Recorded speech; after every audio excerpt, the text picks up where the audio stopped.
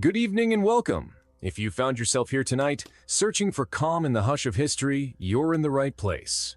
Before we begin, I'd like to gently invite you to like this video and subscribe to the channel if you haven't already. It helps more than you know.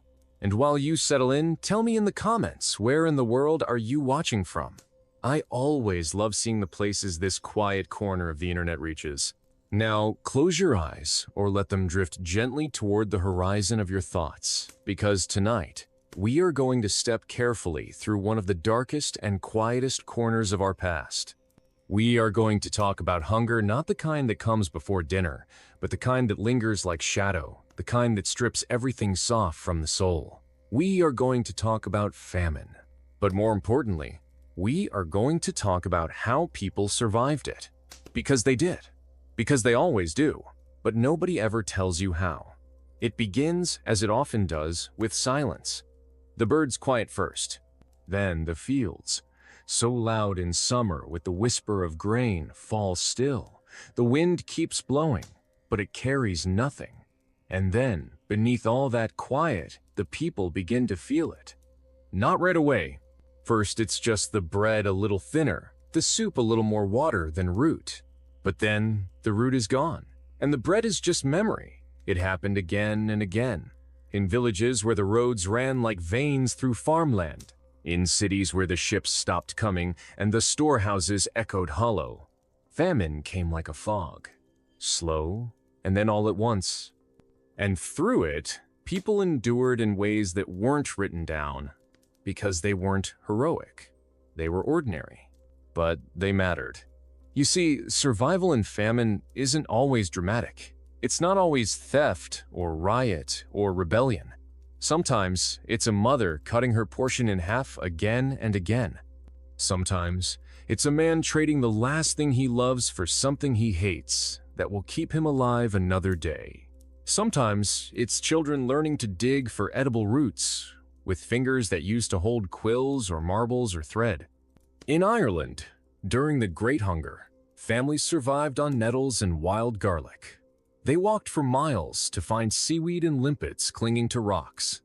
And when the soup pot was empty, they boiled grass and made broth from whatever bones they had buried too long ago to name. In Eastern Europe, whole towns kept alive on bark, flower tree bark, ground into a bitter powder, baked into hard black bread that broke teeth but kept hearts beating. In China's northern provinces, people learned to make cakes from cottonseed husks and ground maize stalks, chokingly dry but calorie-rich. In Russia, during the years when war followed revolution and hunger followed both, they ate clay mixed with grain husks, and they boiled their leather shoes until they softened just enough to chew. It's not the food that saved them. It was the instinct, the knowing that you have to keep going. That you have to try, even when your stomach says it's too late. That a mouthful of weeds is better than silence. In every famine, there were people who shared. Sometimes they had little, sometimes almost nothing. But they shared anyway. A neighbor split a dried fish in half. A grandmother gave her only egg to a sick child who never knew. A stranger left a cloth pouch on a windowsill at dawn and never returned. These are not the stories that make it into textbooks. But they are the ones that shaped the next generation. Because someone lived. Because someone made it through. They stored food in ways no one taught them. Buried jars in the floorboards. Pickled things long before pickling was trendy. Learned that anything with salt and sun could last a week longer. They bartered in silence, trading handfuls of beans for labor, for shoes, for news. They whispered where the berries still grew, which river still had fish. They learned the names of wild plants from elders who hadn't spoken those words in decades. And they passed that knowledge on, not in books, but in quiet gestures. A finger pointing to a weed, a hand showing how to peel, a look that said, "Only this part is safe." During the famines of the 20th century, when war covered hunger like a second skin, families made maps in their minds, where to dig, where to hide, where to run. They learned which trees dropped nuts first, which fields were less guarded, which animals wouldn't be missed. They became invisible, not because they wanted to be, but because being seen meant being asked to give what they couldn't. And still, some did. Some opened their doors. Some let in orphans who had forgotten how to speak. Some shared broth that was more water than sustenance, but warmer than the night. Famine doesn't just take food. It takes names, faces. It takes stories and makes them vanish. But every now and then, you find them again in the corner of a letter, in the footnote of a memoir, in the smell of someone who remembers how a stranger saved their mother. Tonight, we will sit with these stories. We will not rush. We will not pity. We will witness. Because there is a kind of power in remembering what was endured, and a kind of grace in seeing what people did to survive. So let your breath slow. Let the ship of your mind drift on this quiet sea of memory. There is no storm now, only the soft wind of recollection. And in the distance, a candle glows in a cottage where a mother is slicing something green and bitter into a pot. She will stir it slowly. She will call her children, and they will eat. Because they must. It is easy in times of plenty to forget the shape of absence. Easy to look at a full table and not remember the way hands tremble when there is nothing to reach for. But famine, once it has touched a place, leaves behind something deeper than hunger. It leaves behind knowledge. Quiet, practical, painful knowledge. And those who survived learned how to carry it without letting it break them. In many places, the first step toward survival was knowing what not to eat. It sounds simple, even obvious. But in desperation, the line between edible and deadly becomes dangerously thin. There were plants that mimicked food but brought sickness, berries that looked ripe but carried poison, roots that needed days of soaking to become even close to safe. Families passed down these truths not in recipes, but in warnings. A mother might point to a patch of leaves and say nothing more than, "Not that." A grandfather might show how to peel a certain stem until the bitterness was gone, how to boil it 3 times and discard the water. They learned which mushrooms would keep them alive and which ones would steal their breath while they slept. The line between nourishment and death became part of the daily calculations. In mountain regions, people turned to moss and lichen, scraping it from stones, boiling it until it softened, mixing it with whatever grains they had. In coastal villages, when the sea grew stingy, they learned to gather jellyfish and prepare them with care. In forests, they dug deep for roots that animals avoided but which, with patience and skill, could be turned into something that filled the stomach, if not the soul. They scavenged, not just for food, but for memory, for things their ancestors had once eaten and forgotten in better times. In times of famine, nothing is wasted. Not a drop of oil, not a crumb of bread, not a peel of potato. Even the water used to boil leaves was reused for soup or to soften stale bread. Bones were boiled until they crumbled, and then the powder was mixed into porridge. People learned to ferment scraps, to make broth from weeds, to catch insects and fry them crisp in a pan heated by coals stolen from a neighbor's fire. And through it all, they found ways to keep going, not just physically, but emotionally, spiritually. They told stories while they chewed bitter roots. They sang lullabies to children who asked for seconds that didn't exist. They played games that required no movement, no strength, just words, just imagination. They remembered that even in starvation, joy can flicker. In one village, a woman taught the children to make dolls from corn husks, even when there was no corn left. In another, a man carved tiny animals from the wood of broken furniture, handing them out at dusk to children who had forgotten what toys were. There were those who turned to faith, not always the kind with churches and books, but the kind that lived in ritual and rhythm, lighting a candle at the same time each day, saying a prayer before drinking even the plainest broth, leaving a small offering on a doorstep not for a god, but for hope itself. And still others turned to the earth in other ways. They learned the paths of deer. They listened for the rustle of birds in the underbrush. They watched the way animals fed and followed. They trapped, they fished, they foraged, becoming part of the landscape in ways they never had before. They knew which ponds still held frogs, which hills bore wild onions, which caves sheltered bats. They did not speak of these things loudly. They guarded their knowledge with the quiet of survival. There were traders, too, not merchants with coin, but survivors with skill.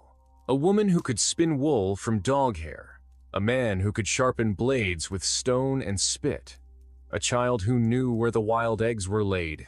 These became currency. These became lifelines. In the silence of famine, community changed. It shrank, it grew, it shifted. People who had once been strangers became family. People who had once shared blood became distant. Survival bent the rules, but it also revealed the heart. There were betrayals, of course.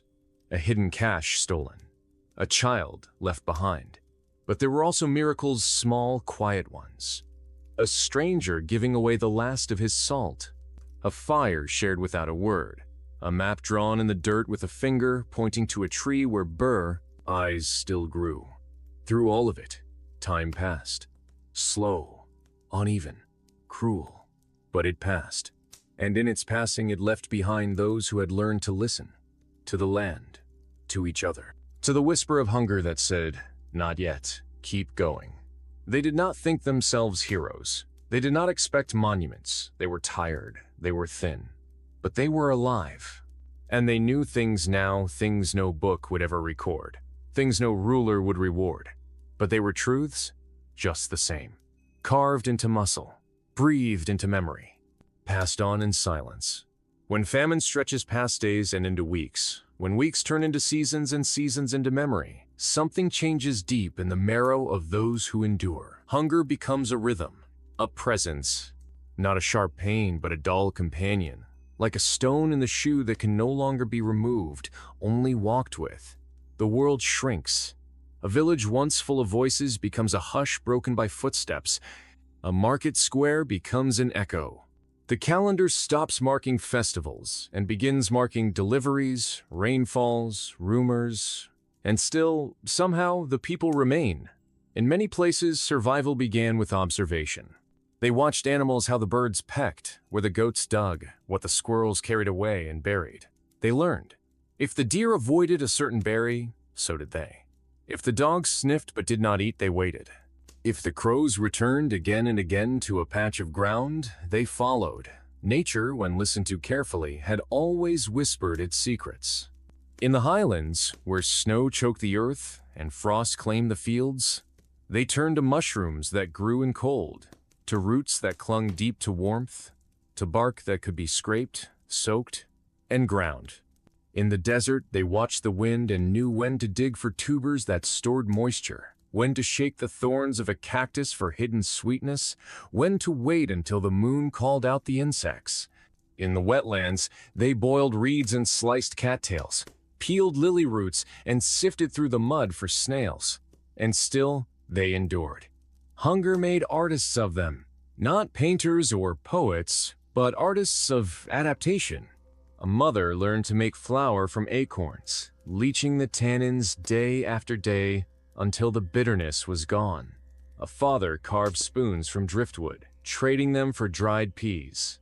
A child sewed scraps into dolls, offering them to travelers in exchange for bread. They used what they had. Scarves became nets, needles bent into hooks, window panes turned into fire starters, ashes stirred into soap, rusted tools became fish spears. Old clothes stuffed with hay became insulation for broken boots. They made broth from bones, then made paint from the bone ash, to mark which door had been fed and which had not. Nothing was wasted. Even sorrow had purpose. They did not speak of those who had gone, but they remembered them in rituals. A candle lit, a seat left empty, a lullaby hummed with no child in the room. The dead were not forgotten, but they were not clung to. Grief, like food, had to be rationed, and in the silence, they found strength. In Ukraine, during the Holodomor, entire villages learned to survive on rotted potatoes and boiled thistles. In Bengal, during the Great Famine of the 1940s, families ate rice husks swept from the ground, strained water through cloth for flavor, and scraped fungus from trees. In Ethiopia, survivors told of grinding banana stalks into paste, eating once every 2 days, walking miles to trade beads for lentils. In Finland, bark bread reappeared generation after generation, bitter, hard, but familiar. Everywhere, it was the same.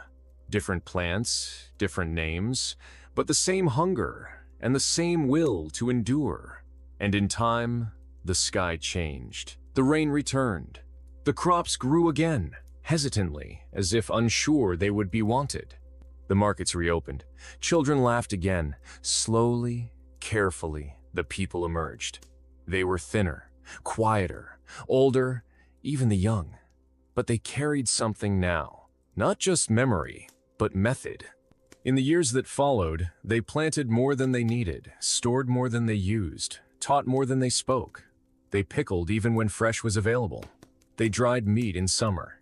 They kept jars of wild herbs no one remembered the names of. They told stories of a year without bread, of a winter without fire, of the man who caught a rabbit and fed the whole street. They spoke in soft tones, but with certainty, and the children listened. Not with fear, but with reverence. Because survival, they had learned, was not luck. It was knowledge. It was sharing. It was a kind of love too deep to name. And when famine returned, as it always did in one form or another, the people did not despair. They remembered. They reached into hidden shelves, into old boxes, into stories tucked behind the heart, and once again, they endured. The second chapter of hunger does not begin with shock. It begins with routine. By now, those who have survived the initial blow of famine have settled into its rhythm. The panic has ebbed, replaced by the steady work of endurance. Hunger, once a scream, has become a hum. The kind that you carry with you into sleep, into speech, into every decision. Days are no longer measured by meals, but by what might become one.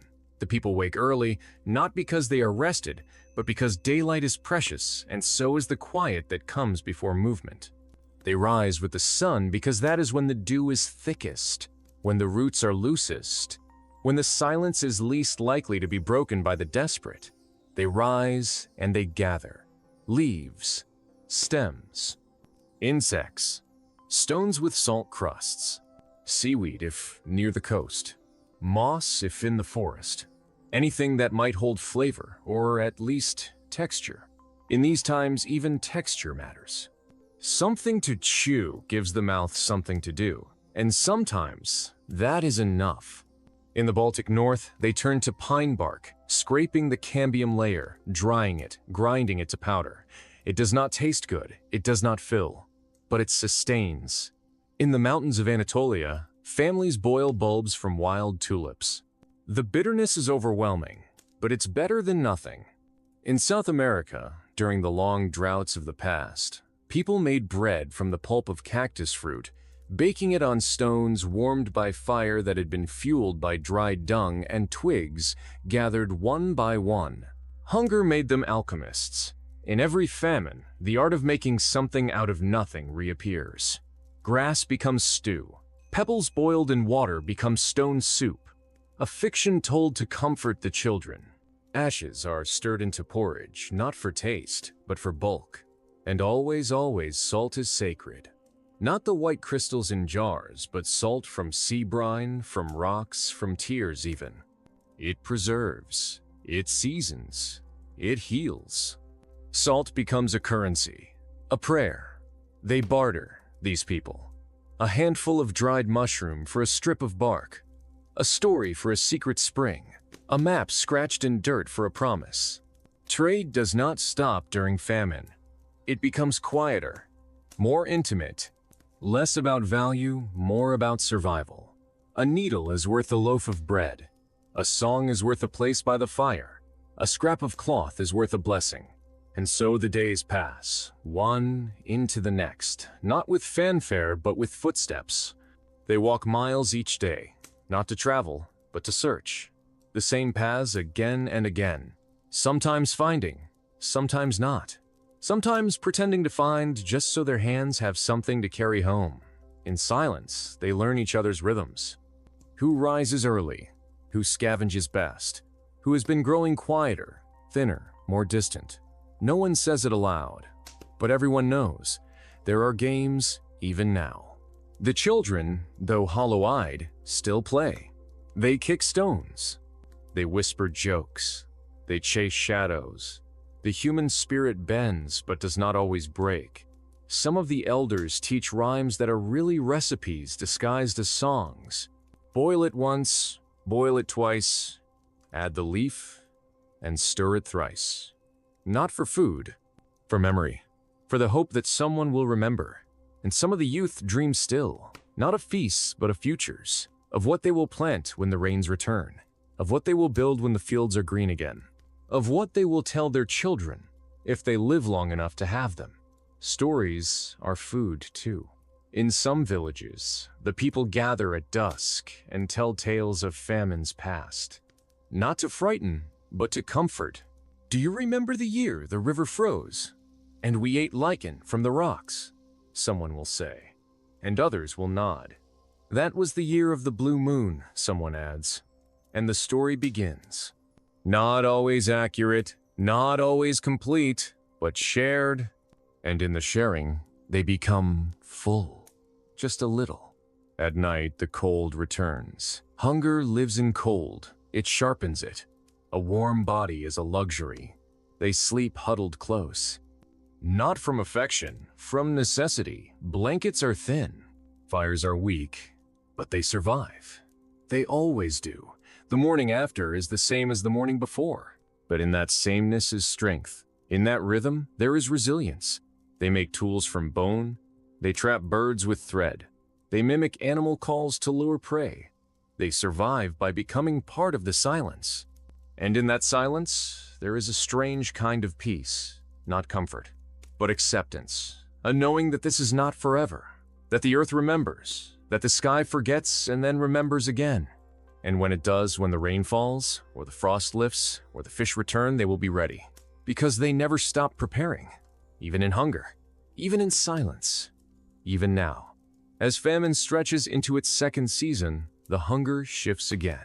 It is no longer only about what the body can endure, but what the mind can carry.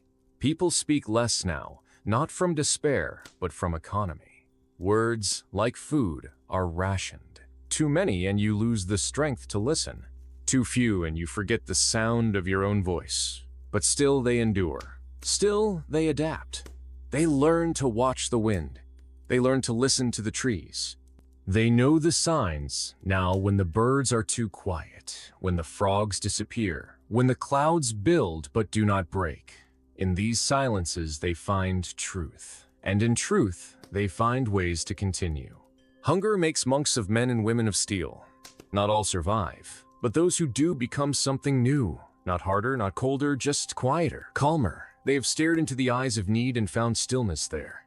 In Northern Europe, they make soup from dried nettles, using carved wooden ladles passed down through generations. In East Africa, they boil roots with river water and chew slowly, not to savor, but to stretch the moment between now and next. In Siberia, they fish through ice holes no wider than a plate, catching creatures with fingers too numb to feel. And in the Andean highlands, they freeze-dry potatoes in the open air, turning them into chuño light, dry, nearly eternal. These are not just meals. They are memory. They are method. They are proof. Famine also teaches the body to change. Metabolism slows, movements soften.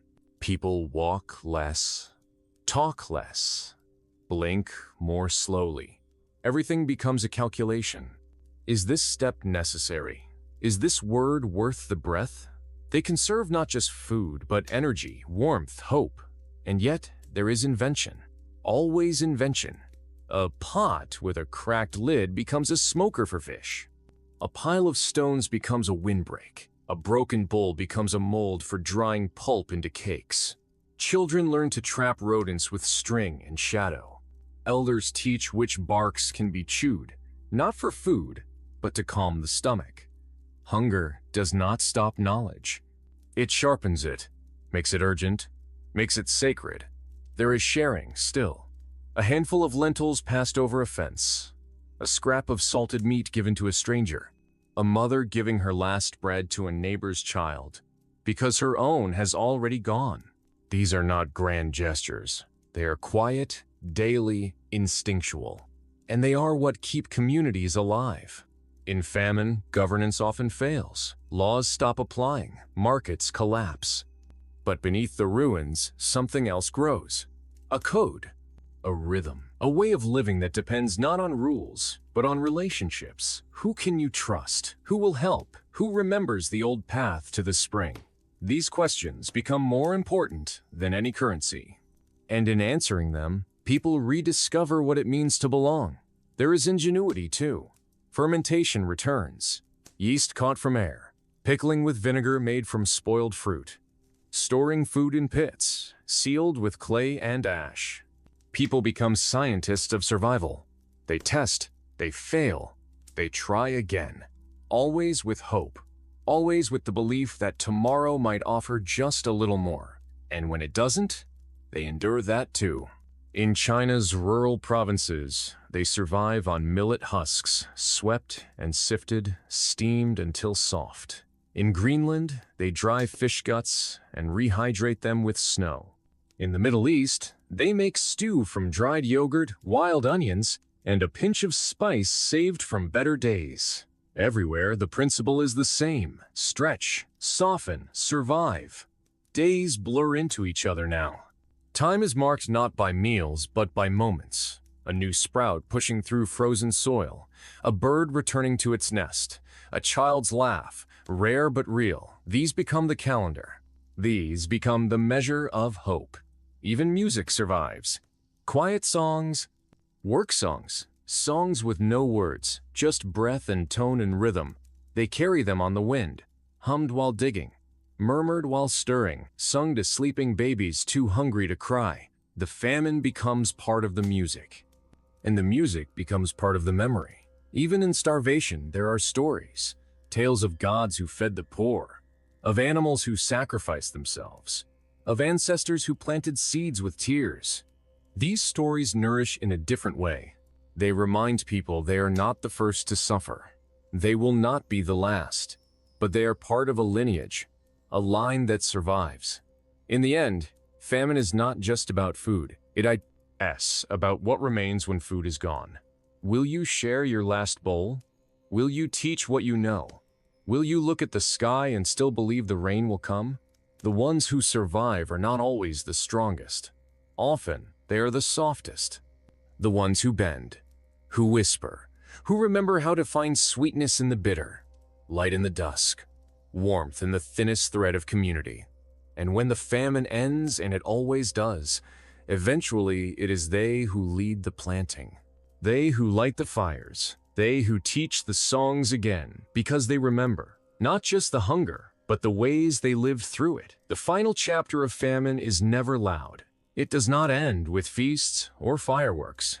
It fades, slowly, like smoke lifting after a long, cold fire. The hunger does not vanish overnight. It loosens its grip in inches. A sprout here, a warm breeze there, a day without wind, a night with stars. These are the signs.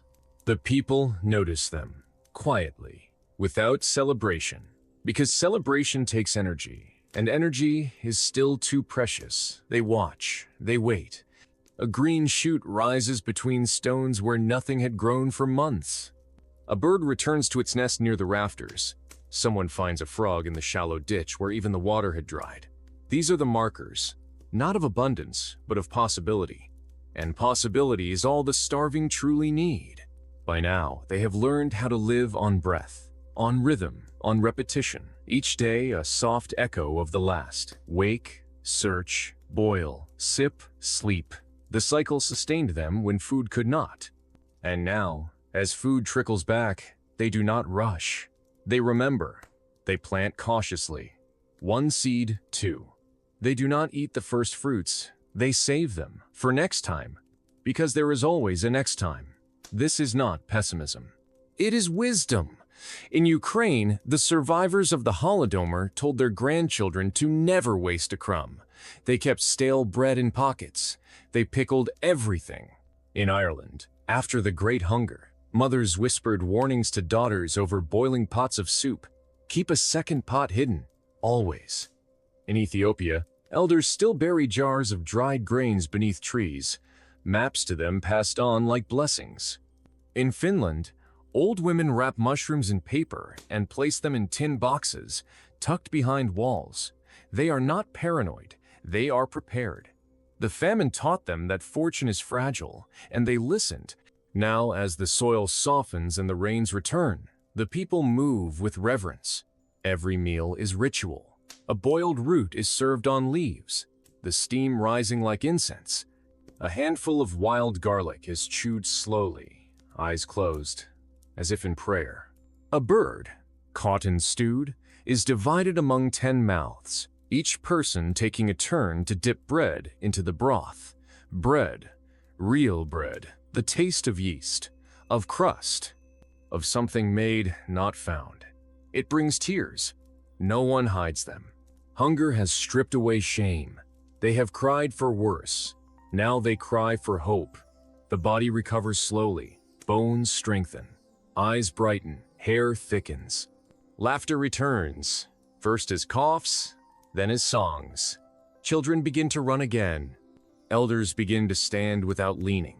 Tools are sharpened. Nets are repaired. Gardens are dug. And every seed planted is placed with care, with story. This one will grow tall, someone says. This one will feed more than us.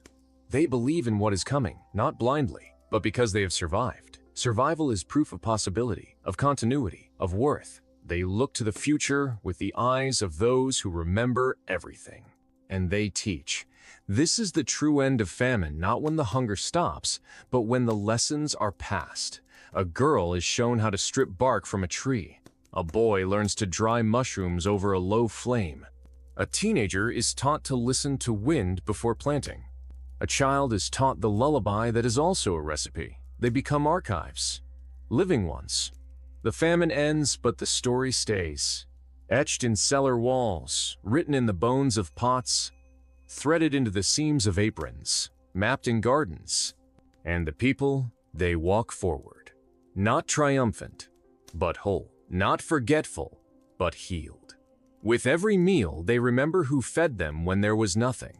With every harvest, they whisper thanks to those who shared. With every child born, they promise to teach. The memory of hunger does not vanish. It becomes quiet. It becomes sacred. It becomes the reason they hold each other closer, share more freely, plan d'épée. And somewhere, in a distant field, a seed becomes a root becomes a stem becomes a leaf, and a leaf becomes a meal. The world begins again, not with noise, but with enough. Famine, once endured and remembered, becomes more than a moment of history. It becomes a shadow that walks beside the people who survived it, not always visible, but never absent. Generations pass, but the story lingers. Not in headlines or grand monuments, but in the quiet decisions made each day, in the way a woman saves the heel of a loaf, in the way a man closes the pantry door with reverence, in the way a grandmother teaches her grandchild to never throw away potato peels. These are not superstitions, they are wisdom born of fire, because those who survived famine carry with them a second sight, not mystical, but practical. They see risk where others see comfort. They see patterns where others see randomness. They hear the silence of empty fields before the storm even forms. They prepare not out of fear, but out of memory. In the Scandinavian north, whole communities build earth cellars beneath their homes, cool and dark, where root vegetables and smoked fish can last through years if need be. In West Africa, silos made of mud and grass still stand in the village centers, filled each harvest and sealed with prayers. In South Asia, large clay jars are placed under eaves filled with rice, beans, and stories. Not just about famine, but about how the rice was saved during the war, how the beans were bartered for salt when no one else had any. Memory becomes muscle, routine becomes ritual, and so the cycle begins again. Not of hunger, but of readiness. A readiness shaped not by dread, but by devotion. In parts of the Andes, Communities celebrate the harvest with a dance that mimics the old hunger, a slow, swaying movement. Arms wrapped around empty bellies, faces turned to the sky. It is not a lament. It is a thank you for what is no longer missing. In Japan, the tradition of motenai reminds people that waste is a kind of sin. Every grain counts, every drop matters. Leftovers are a sign of privilege and disrespect. These values are not outdated. They are survival encoded into culture. Even modern kitchens, sleek and full of gadgets, carry echoes of older hunger. The way broth is made from bones, the way old bread becomes breadcrumbs, the way fruit bruises are turned into jam. These are not just culinary techniques, they are echoes. And when famine threatens again, as it always does somewhere, those echoes become instructions. In refugee camps, grandmothers boil leaves not for food, but to soften the water. In drought zones, children learn to dig for tubers in cracked ground. In cities under siege, neighbors turn balconies into gardens, rooftops into farms, windowsills into hope. Hunger does not need fields, it only needs will. And will, once sparked, does not easily die. In the silence of famine, knowledge grows like lichen slow, quiet, clinging. A recipe passed down on a scrap of paper, a method whispered during chores, a sign in the sky noticed by the old man who never forgot what it meant when the birds flew west too early. These fragments form a map, not a perfect one, but enough. And enough, in famine, is everything. They grow bitter greens not because they love the taste, but because bitter means strong. They plant sorghum and millet, not for fashion, but for survival. These grains are humble, but they withstand. They bake without yeast, cook without oil, flavor without salt. They do not complain. They do not boast. They endure. And in enduring, they teach. In one village, a woman saves seeds in cloth pouches hidden in the walls of her home. Each seed labeled with the name of the year she harvested it. She has seeds older than her children, seeds older than her grief. In another, a man keeps a journal of what grew and what failed, the kind of rain, the shape of frost, the color of the sky before the blight came. He does not call it science, but it is. In yet another, a group of elders gather once a week to taste old recipes made new again. Bark tea, lichen stew, dried flower porridge. The young laugh at first, then grow quiet, then ask for seconds. Memory is an acquired taste. So is gratitude. And both are needed to survive what is coming. Because famine is not done, it never is. It waits, in floods, in wars, in greed, in neglect. But so too does memory, in cupboards, in stories, in the small act of saving the last bite for someone else, in the careful planting of the first seed when spring returns. They do not say they are ready. They do not boast, but their eyes are clear. Their steps are measured. Their cupboards, though not full, are filled with something more permanent: preparedness. And that, more than bread, more than broth, more than any feast, is what will carry them forward again. In the long shadow of famine, survival takes on new meaning, not just as a victory over hunger, but as a relationship with the land, the sky, and the silence between seasons. After hunger has passed, it does not simply vanish. It lingers in the corners of kitchens, in the folds of blankets, in the way hands hover protectively over loaves of bread, as if expecting them to disappear. It remains in dreams, in the tremble of someone waking too quickly at the sound of a pot lid, in the quiet counting of days between harvests. To survive famine is to be marked by it, not visibly but deeply, in ways that shape how people gather food, how they store it, how they speak of it, how they share it. Every action becomes both habit and hymn. Across the cold hills of medieval Scotland, women pass down recipes that begin not with ingredients, but with weather. They speak of frost dates, of misty mornings that mean mushrooms, of wind that carries the scent of wet earth where tubers might grow. In the villages of Eastern Europe, bread baking becomes a ritual observed in silence. The dough kneaded with fingers that remember the ache of scarcity, the crust tapped with reverence, the loaf broken not cut, as a gesture of community. In the steppes of Central Asia, yurts carry pouches sewn into their walls, filled with dried cheese and fermented milk, protected not only from the cold, but from forgetfulness. Because famine feeds on forgetfulness. It returns where people grow too comfortable. And so memory is made sacred. There are songs that teach when to plant and when to store, when to water and when to wait. There are dances that mimic the motion of threshing, of turning grain beneath sun and breeze. Children are taught to listen to the soil before they walk on it, to watch the way birds land in a field, to taste the rain before deciding whether to trust it. These are not myths. They are sciences passed by breath. They are observation distilled into wisdom. They are the oldest kind of learning, and they persist because they work.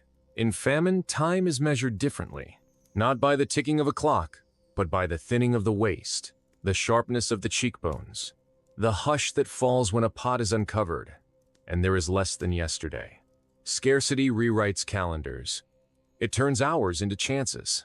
It makes every moment one in which a choice must be made: share or keep, search or stay, boil or bury. And these choices become stories.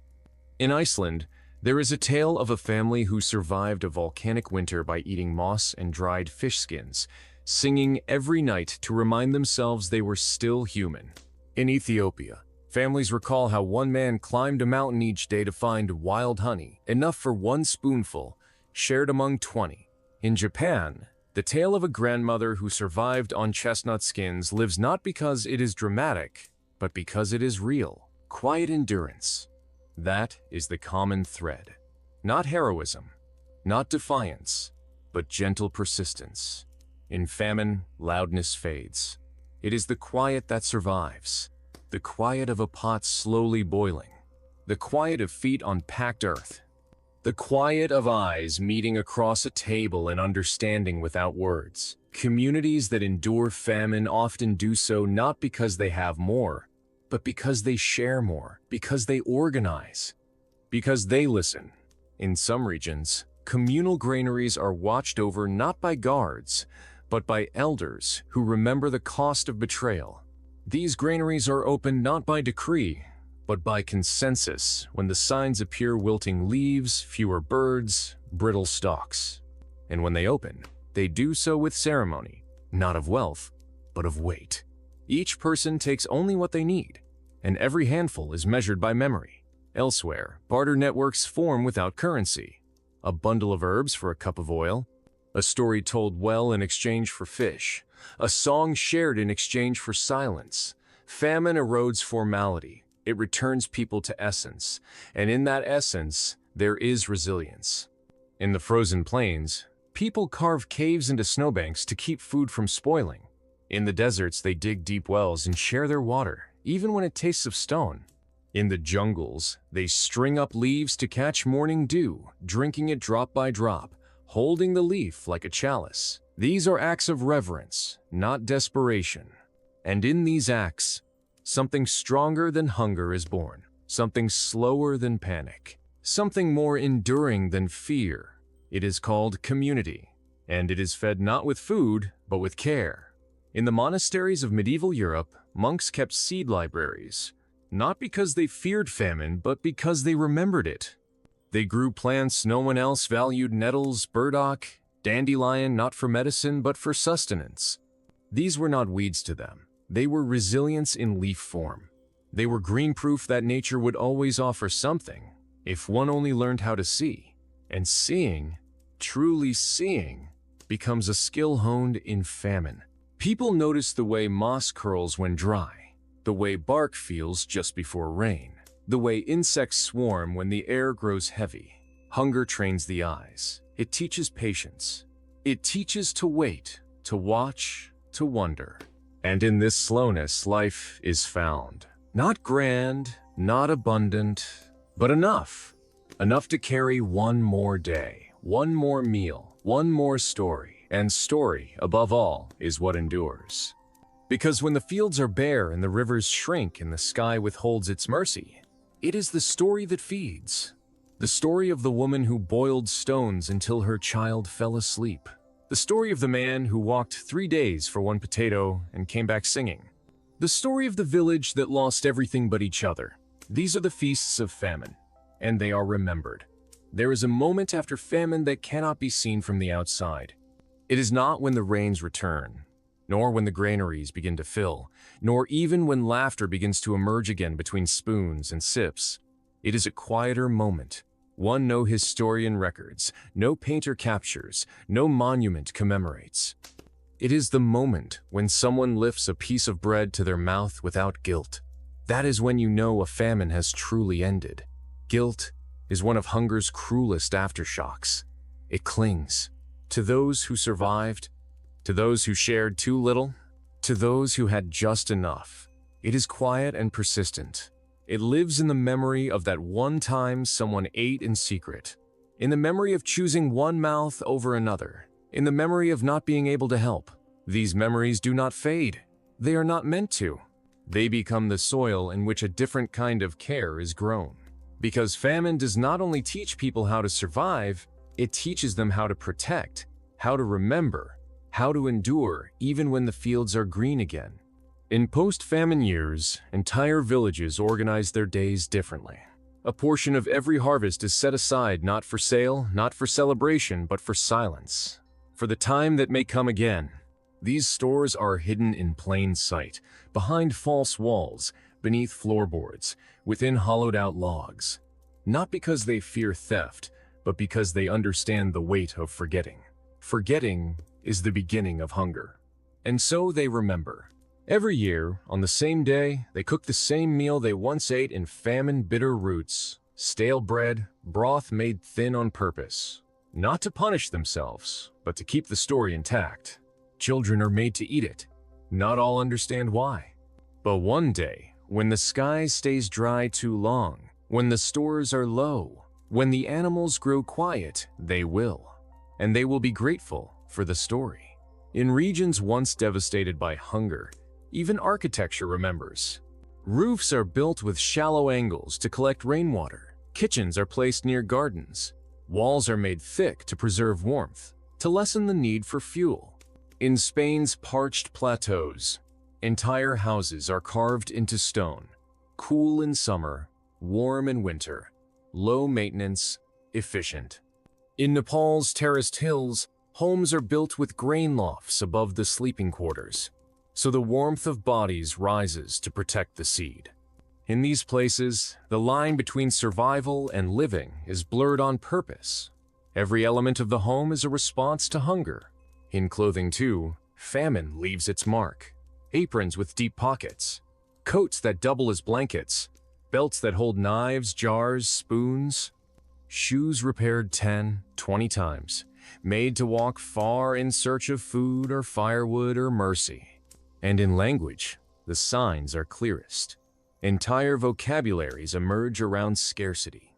Words for snow that won't melt, for rain that lies, for crops that grow but do not feed, for hunger that is felt in the knees, in the dreams, in the smell of cooking from a neighbor's hut. These words do not translate. They are local, lived, sacred, and they are taught as carefully as prayers. Because famine is not just physical, it is spiritual. It wounds faith, it tests kindness, it exposes truths. And in surviving it, people learn not only about food, but about themselves. Who are you when you are empty? Who are you when you have only one bowl left? Who are you when your neighbor knocks and your child is crying? These are the questions famine asks, and the answers become legacy. There are stories of cruelty, yes, of hoarding, of betrayal, of theft. But there are also stories of grace, of someone giving away their last seed, of someone singing so others could sleep hungry in peace, of someone choosing to die so others could live. These stories are not rare, they are just less loud, and they matter more. In the years after famine, these quiet stories are told over fires, at weddings, during births. Not as warnings, but as maps. Maps of the heart, maps of what it means to be human. And in telling them, the survivors do not cry. They speak with steady voices, because they know that grief is not weakness. It is memory held in the body, and they carry it well. They grow things again, but differently. They plant with intention, rotate crops, watch the insects, thank the soil. They compost scraps, catch gray water, mulch with care, because they understand the cost of waste. In schools, they teach seed saving as seriously as arithmetic. Children are given plots of land. They learn to grow one thing well, not for grades, for survival. And in towns where famine once reigned, markets are watched with eyes trained by scarcity. Prices are tracked, harvests compared. No surplus is ever assumed to be endless. And when abundance does come, when trees hang heavy and baskets overflow, there is celebration, yes, but also caution. A portion is always set aside, because those who've survived famine know that fortune is not constant, and gratitude, to be real, must be practiced. So they share, always, even when they have little. They share the bitter greens, the overripe fruit, the crusts of bread, because they remember. They always remember, not just the hunger, but how they lived through it. There is a kind of silence that settles on a village after famine, a silence not of grief or of fear, but of deep attentiveness. It is the silence of people who listen to the earth, who wait for signs, who measure every step, every breath, every change in the wind. The world is no longer taken for granted. Nothing is assumed. The sun rising is no longer routine. It is reassurance. The patter of rain is no longer background. It is hope. In these places where hunger once pressed against every wall, every cupboard, every stomach, life becomes a negotiation between memory and resilience. People do not simply return to normal because the old normal betrayed them. Instead, they construct a new rhythm, a gentler one, a more careful one, where nothing is wasted and everything has meaning. A kernel of corn is not just food, it is a promise. A sprouting onion is not just a plant, it is a continuation. And the people, they adapt. Slowly, reluctantly, but they adapt. In places where winter once meant starvation, families learn to dry food not just for storage, but for storytelling. Apples are sliced and strung on thread not just to preserve fruit, but to teach the young how sweetness can last. Mushrooms are dried on window panes, their caps flattening with each passing day, until they resemble paper coins, reminders that value is not always loud. In small towns where famine once lived like a ghost behind every door, the architecture itself becomes part of survival. Houses are painted lighter colors to reflect heat. Eaves are extended to catch rain. Basements are dug wider, deeper, cooler, filled with shelves lined in jars, tins, sacks, and silence. Everything labeled, everything recorded. Because forgetting is dangerous. Forgetting invites famine to return. So they remember. And they teach others to remember. Not with lectures, but with gestures. A father teaches his son how to tap a tree for sap, not in spring, but in late winter, when desperation is thick in the air.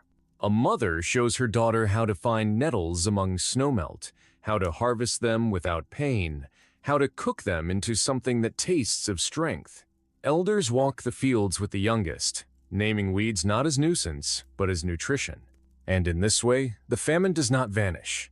It is folded into daily life, not glorified, not dramatized, but acknowledged. And this acknowledgement is what allows communities to heal. Healing is not fast. It is not linear. It does not arrive with the first harvest. It arrives with the first child who does not ask if there will be dinner. It arrives with the first night someone dreams of dancing, not of bread.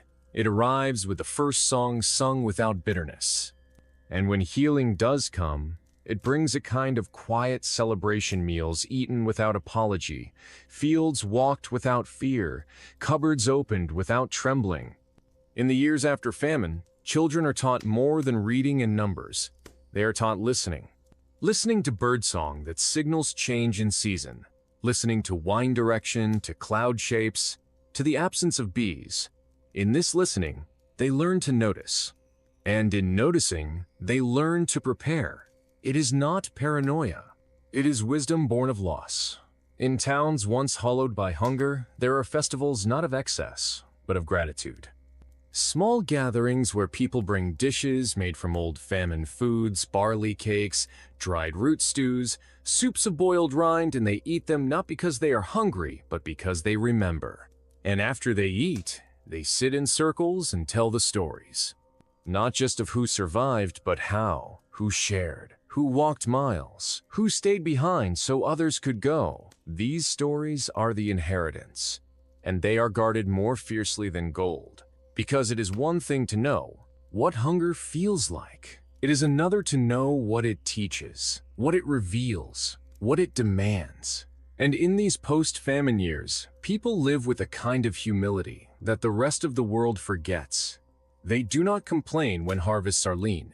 They adjust. They do not throw out food when it spoils. They compost. They do not brag about abundance. They share. And always, always, they store. Not just food, but knowledge. In books written in margins, in songs hummed under breath, in carved patterns on wooden spoons, everything is a record. Everything is a memory.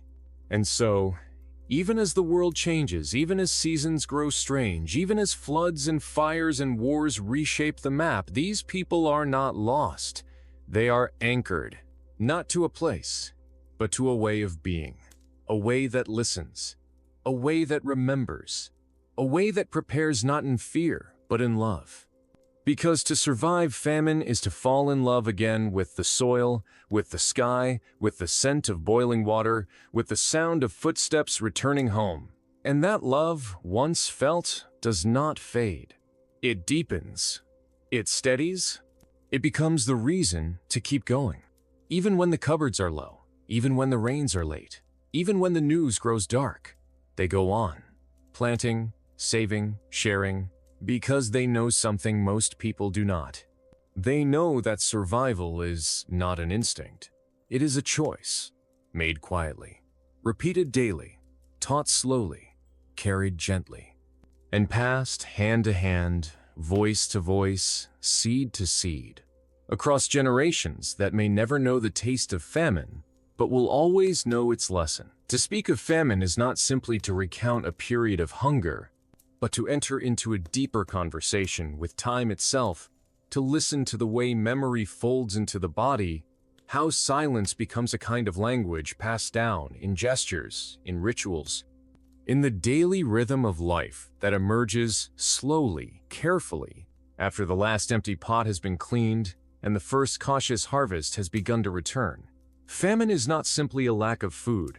It is a disruption of trust in the land, trust in the seasons, trust in one another. And so in the years that follow, people do not rebuild hastily. They do not rush to forget. Instead, they build deliberately, layering safety into everything, not loudly, but persistently. In mountain villages where winter once cut off entire communities from trade and aid, tunnels are dug not just to allow passage, but to hold warmth, to trap wind, to connect one family to another when snow makes the outside impossible.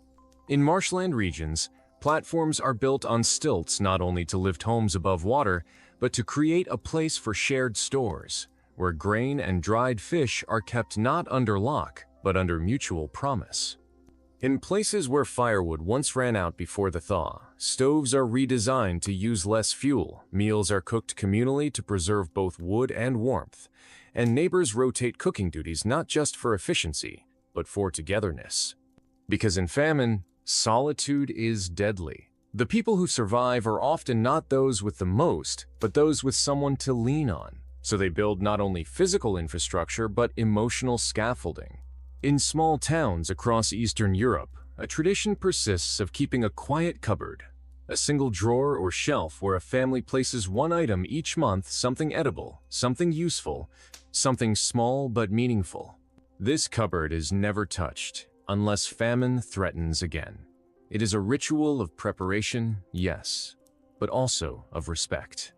Children are taught to add something of their own, choosing an apple, a lump of sugar, a handful of rice, so they learn early that safety is not accidental. It is built, it is chosen, it is practiced. In the Andean highlands, people tell stories to the crops as they grow. It may sound poetic, but it is practical. They believe plants grow better when acknowledged. So as they sow quinoa, they speak the names of their ancestors. As they water potatoes, they recount the year when the rains came late. It is a way of stitching memory into the very roots of survival. The food remembers, the soil listens. The wind carries the voices of those who endured. And so famine does not erase the past, it deepens it. It makes each act of nourishment a gesture of resistance, of continuity. Even festivals change. In some regions, instead of feasting until waste begins, communities have begun to institute the second table, a smaller spread laid after the main meal, made only from what was not eaten. Guests are invited to sit again, to appreciate what remains, to share leftovers as if they were gifts. This is not born of scarcity, it is born of reverence. Reverence for the labor that food represents, for the time, for the water, for the risk. Because food is always a risk of blight, of spoilage, of theft, of neglect. And those who have known famine never forget that. In North African oases, grandmothers crush dates into paste and shape them into small figurines before storing them in clay pots sealed with wax. These are not treats. They are emergency rations, shaped with love, hidden in plain sight. In parts of rural China, families pickle everything: peels, stems, flowers, even the water used to rinse rice. Nothing is wasted. Everything is transformed. And that act of transformation is itself a lesson. Famine does not always teach through absence. It teaches through change, through adaptation, through noticing what others overlook. Through reimagining what others discard, the rind becomes soup, the bone becomes broth, the weed becomes medicine. And in this constant reevaluation, people become more than survivors. They become stewards of land, of memory, of resilience. In the Arctic, hunger taught people to watch the stars not for beauty, but for timing, to track the migration of animals with silence, to build tools from nothing but ice and sinew and instinct. In the tropics, hunger taught people to mimic birdsong to distract predators, to catch fish with woven leaves, to dry fruit in the shadow not the sun so as to preserve the nutrients. These are not quaint practices. They are precise technologies developed over centuries of observation and scarcity. And those who learn them are not poor. They are rich in knowledge, in humility, in balance. Because famine also teaches what not to do. It teaches not to hoard beyond reason, not to plant what the land cannot support, not to trade food for power, not to forget those who have less. And most of all, it teaches that abundance without gratitude is just a delay. The communities that endure famine best are not those who had more, but those who learned better, better planning, better listening, better sharing, better patience. And better forgiveness for themselves, for their ancestors, for the land. Because land, too, must recover. Fields that were forced to grow too much must rest. Forests that were stripped must regrow. Rivers that were poisoned must cleanse themselves slowly, silently. And those who survive famine often become the quiet caretakers of this healing. They plant without expecting. They water without rushing. They sit beside soil with the same tenderness they would offer a child. Because they know that the earth, like them, remembers. And it too needs time. There are stories whispered only in the quietest kitchens, told with eyes lowered and hands busy. Stories of how people survived the days when there was no more wheat, no more rice, no more meat. When the root cellars echoed and the last candle burned beside the last crust of bread. These are not tales of heroism in the way history prefers to record, but of small, steady endurance, of hands that kept moving, of mouths that chewed slowly to stretch time, of minds that found ways to make hunger less cruel. In many places, famine meant the end of rules, and yet in others, it meant the beginning of new ones. Rules like always soak the beans, no matter how few. Rules like never throw away boiling water, because it holds the ghost of nourishment. Rules like keep a clean spoon, Because dignity matters, even when you're starving. These rules were passed not in books, but in gestures, in glances, in the way a mother stirred a pot with both hope and apology.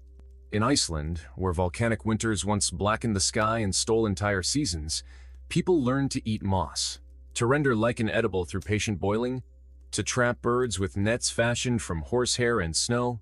In these long months of hunger, storytelling became sustenance, and children listened to tales of trolls and buried treasure, not because they believed, but because belief was warmer than silence. In Russia, during the hardest years, entire villages survived on a porridge made from sawdust and flour, thickened with tears and silence. It filled the belly just enough to dream. In the Scottish Highlands, during the potato blights, people turned to the sea, eating kelp, drying seaweed into cakes, boiling it with whatever root could be dug from frozen soil. In West Africa, famine brought ingenuity. Sorghum husks were ground into flour. Leaves once ignored were turned to stew, and communities organized days of shared labor to search, to forage, to hold each other upright. Famine was not just a war against the body. It was a test of the spirit. In the Andes, families chewed coca leaves not to chase bliss, but to numb hunger, to walk longer, to climb higher in search of anything that would feed the next day. In Eastern Europe, people braided garlic not just for preservation, but as a talisman, a way to ward off despair, a symbol that even in decay, there was potency. And in each of these places, when the famine ended, when the rains returned, or the politics shifted, or the blight receded, the people did not cheer. They exhaled, slowly, quietly, because they knew it was not over. It is never over. Famine lingers. In the skin, in the bone, in the dreams. People who survive it often become careful in ways others cannot understand. They count what others overlook. They save what others discard. They feel guilt for being full. They feel fear in abundance. And so they create rituals to manage that. In Ireland, after the Great Hunger, families began the custom of leaving a bite, never finishing a plate completely, as a gesture of remembrance, of humility, of shared grief. In Japan, after war and shortage, the practice of matinai, never wasting, became more than etiquette. It became a form of prayer. And in modern refugee camps, where famine takes on the shape of bureaucracy and supply chains, people still remember the old ways: stones heated in fire and dropped into thin soup to give the illusion of fat, plastic bottles turned into greenhouses, laughter shared over dry biscuits crumbled into stories. Hunger never fully leaves those who have known it. It returns in smells, in sounds, in the rustle of a bag, in the clink of a spoon, in the sound of someone else chewing too loudly. But alongside the trauma, there grows a strange kind of clarity. The kind that makes a person stop mid-bite and offer half.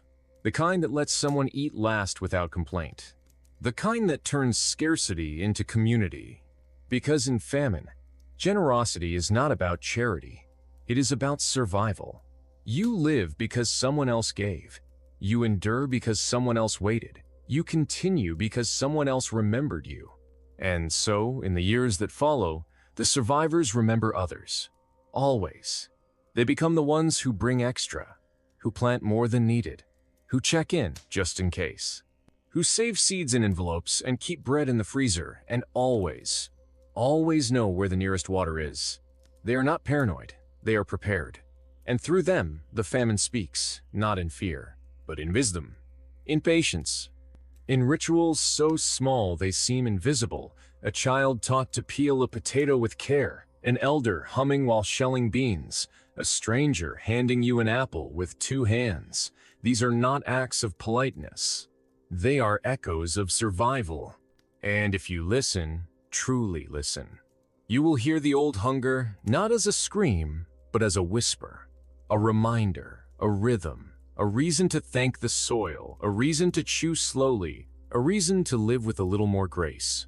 Because famine is not just what was endured, it is what was learned, and those who carry its memory do so not with bitterness, but with quiet strength. with eyes that scan the horizon not for danger, but for signs. Signs of change, signs of rain, signs of need. And when they see it, they move, they act, they offer. Because they know what it means to be without. And they will not let you go hungry. The return of food after famine is never immediate, nor is it loud. It arrives like the first green shoot through dry soil, barely noticeable at first, timid, almost shy. People who have endured famine do not rush to celebrate. They do not throw feasts or light fireworks. They wait. They wait for the third sprout, not the first. They wait for the second rainfall, not the first cloud. They wait for the first child who laughs without looking over their shoulder. Because they have learned that hunger is a guest who leaves slowly and always looks back before departing. In the quiet aftermath, life begins again with the simplest of gestures. A woman sweeps the floor twice a day, not because it is dirty, but because she can. A man sharpens his knife not for slaughter, but for slicing ripe fruit, fruit that once felt like legend. A child carries an egg across a yard as if it were a treasure, because in many ways it is. Food is no longer fuel. It is a story, a ritual, a testament.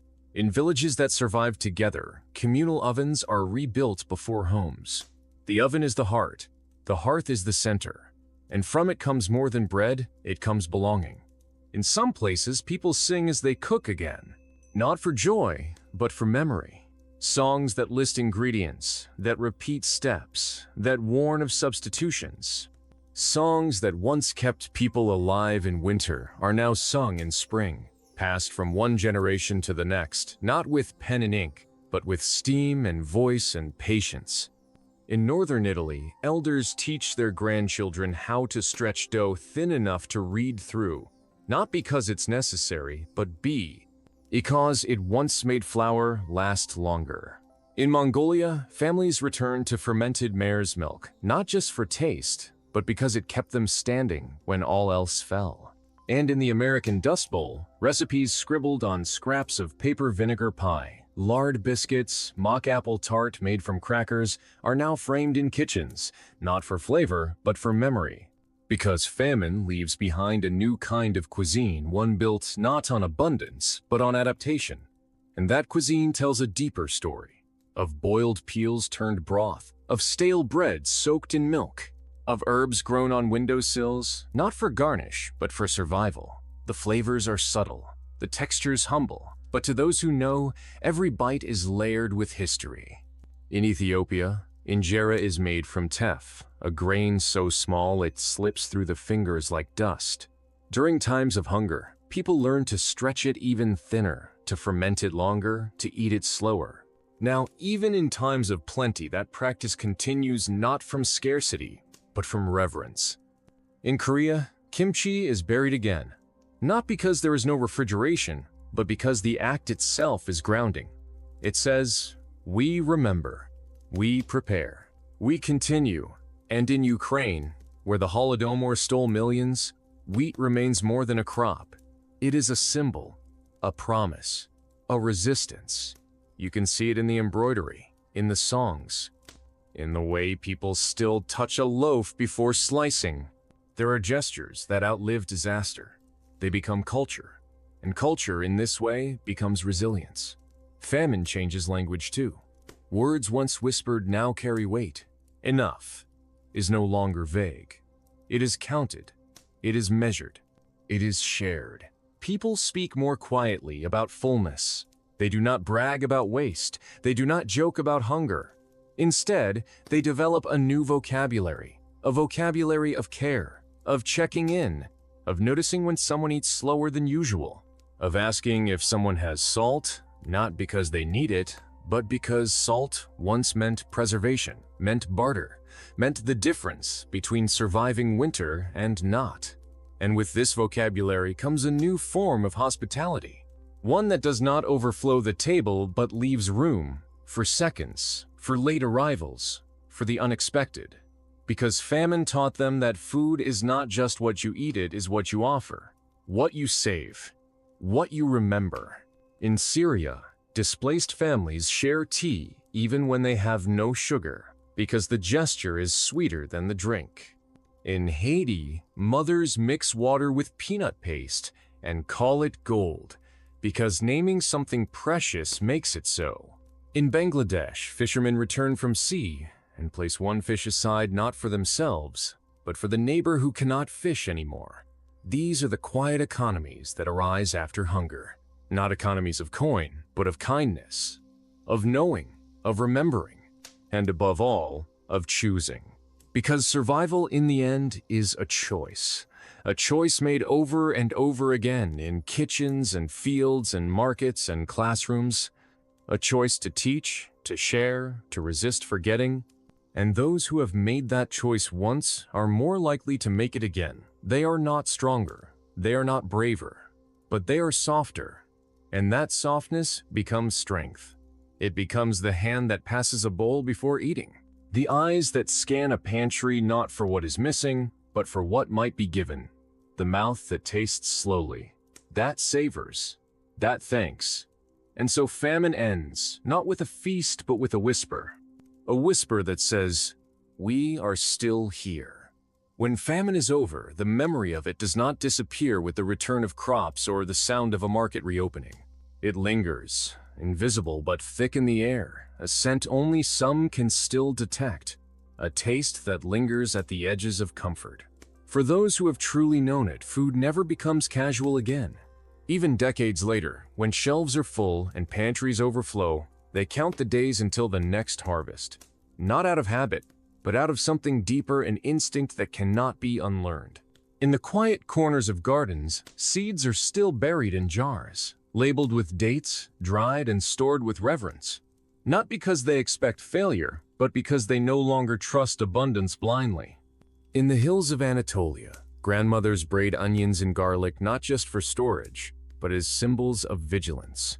The braid hangs in kitchens, like a silent vow, never again will we be unready. In the plains of Central Asia, yurts are still stocked with dried meat in tiny skin pouches, salted in layers, tied with threads soaked in ash. Children are taught not to ask why the meat is hidden beneath the beds. They learn by watching. They learn by being handed a strip of jerky when their stomach grumbles before bedtime. No words, just knowing. In rural Spain, the saying goes, "Pan duro, hambre segura." Hard bread means certain hunger. And so the crusts are softened with broth, fried in oil, turned into something new. In these places, waste is not just frowned upon, it is feared. Not because of greed, but because of memory. There are homes where the refrigerator hums full, yet a single boiled potato is carefully wrapped and saved. There are hands that cannot throw away rice at the bottom of a pot. There are eyes that scan plates not for pleasure but for risk. And yet, within this caution lives a powerful kind of love. The kind that fills bellies without boast. The kind that sees a half loaf and shares it in thirds. The kind that turns scarcity into art. In Polish kitchens, pierogi are still stuffed with mashed potatoes and onions. Not because they must be, but because they always were. The filling is simple, humble, but when crimped into their soft dough and boiled, they become vessels of survival. In Cambodia, dried fish is shaved into slivers and added to soup, transforming water into sustenance. Every sliver tells a story of a father who fished before dawn, of a mother who dried the catch on bamboo racks, of a grandmother who stirred the pot without measuring. These stories never make it into history books. They do not have dates or names or monuments, but they are the true inheritance of famine. In Sierra Leone, when cassava leaves are boiled, they're done slowly, over hours, not just to soften them, but to release the bitterness, to make them gentle enough to eat. It is a process born of repetition, of trial, of watching what works and what doesn't. And that watching becomes tradition. In Appalachia, cornbread is still made in cast iron, with bacon grease. Not because it's trendy, but because it's remembered. Because grease once stood in for butter, and the iron held heat when wood was scarce. Because a warm skillet meant more than food, it meant continuation. The echoes of famine live in design too. In South American homes, kitchens are still built in the center of the house, not at the back. because warmth once mattered more than view.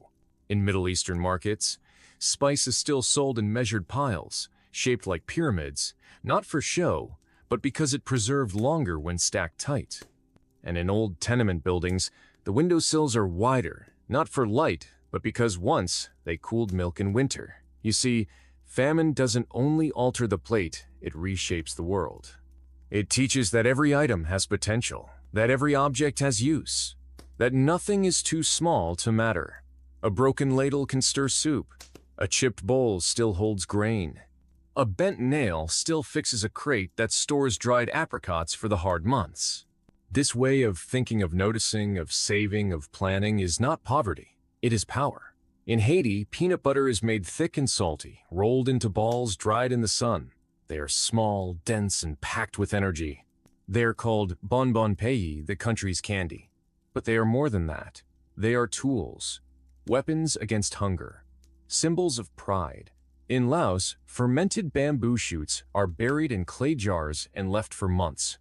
When famine hits, they are unearthed, rinsed, and added to rice if there is rice. If not, they are eaten alone, and they sustain.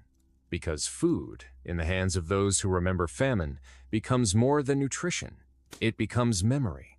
It becomes caution. It becomes ceremony. Every bite, a blessing. Every spoonful, a prayer. And so, even in peace, famine speaks. Through songs about planting, through customs about who eats first. Through the silence that falls when the last portion is divided. It whispers in the way people wrap leftovers. In the way they scrape pots clean. In the way they say thank you not just for the meal, but for the chance to eat it together. Because survival was never solitary. It was shared. And that sharing, once born of necessity, becomes love. There is a certain quiet wisdom passed down by those who survived famine, a rhythm to their lives that others might overlook, a way of moving through the world that seems slower, gentler, more deliberate. It is not nostalgia. It is not fear. It is remembrance.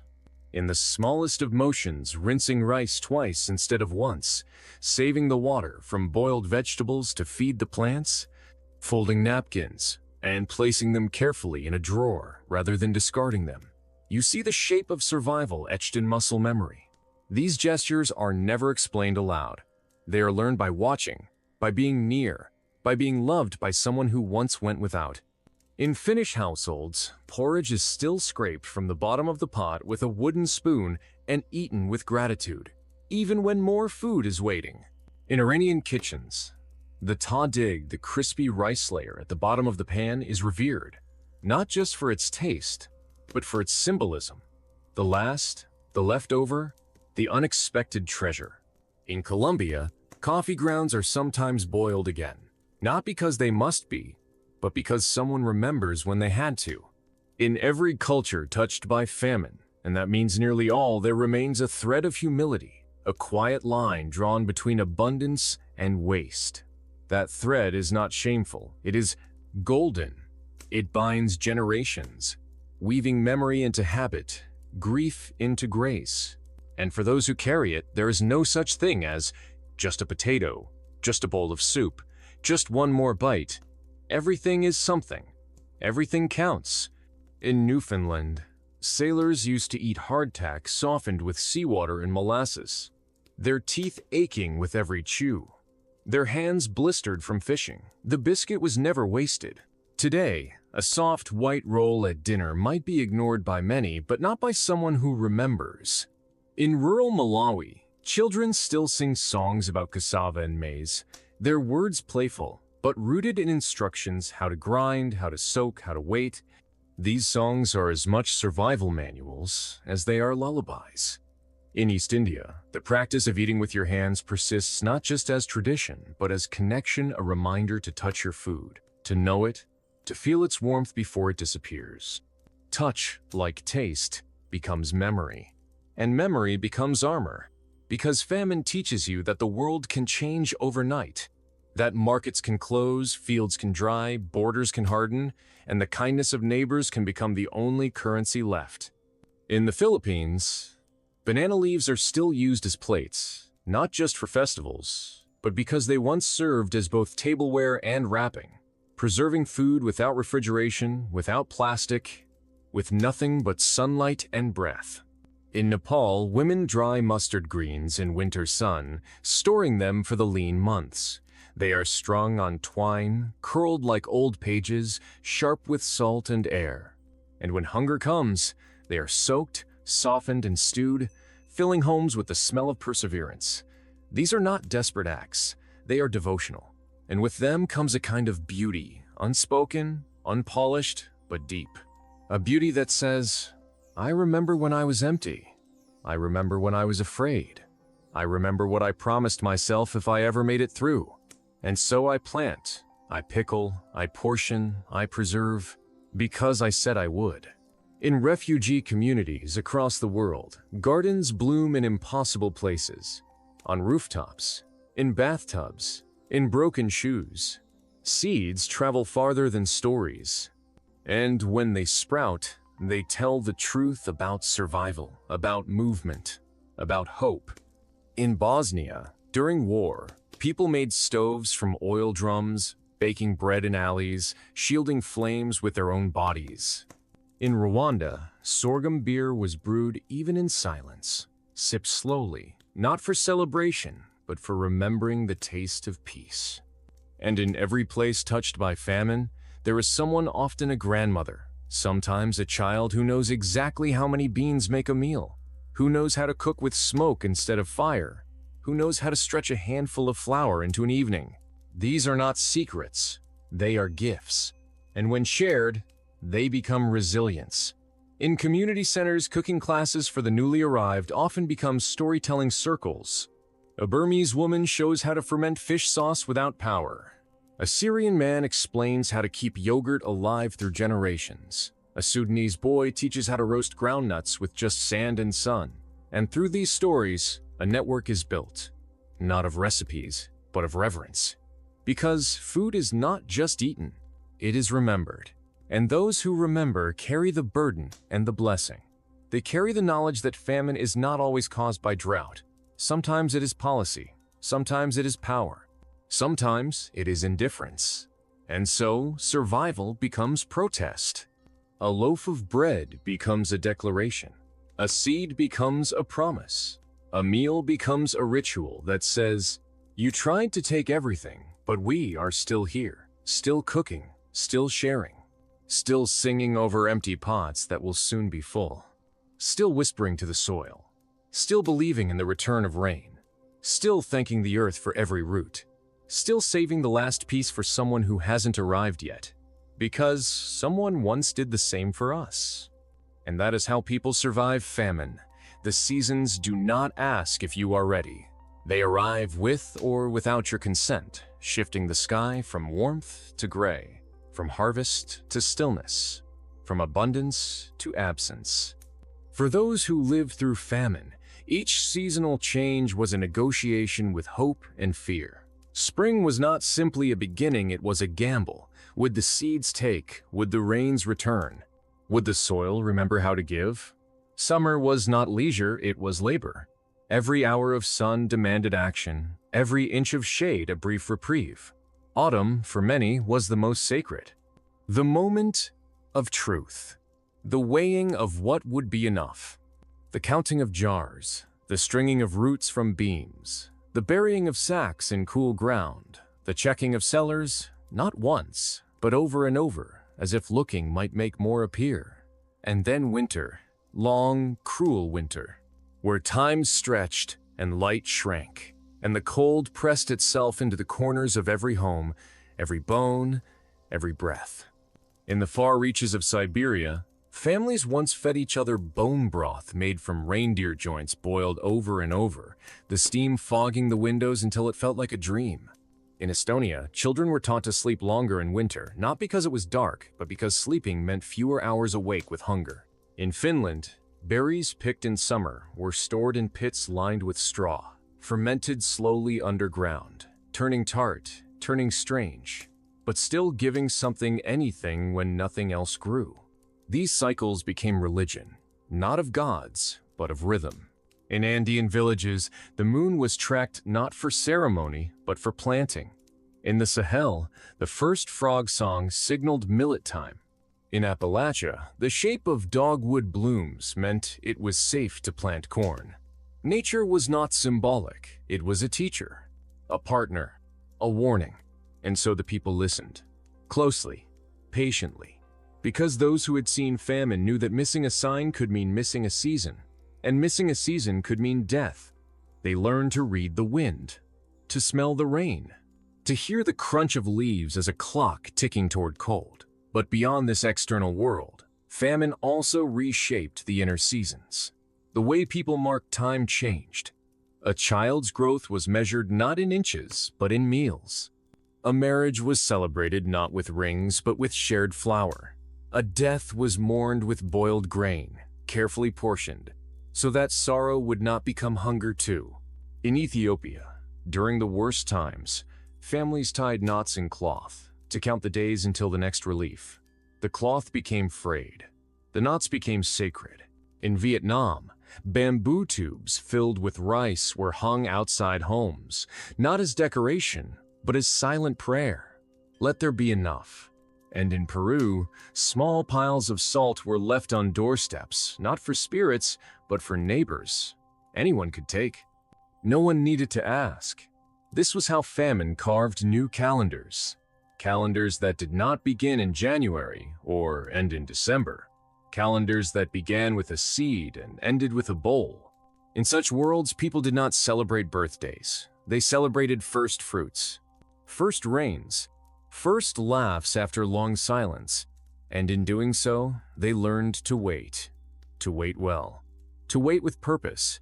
In the Balkans, women knitted through hunger, their fingers moving not just to pass time, but to keep it, to mark it, to say, we are still here.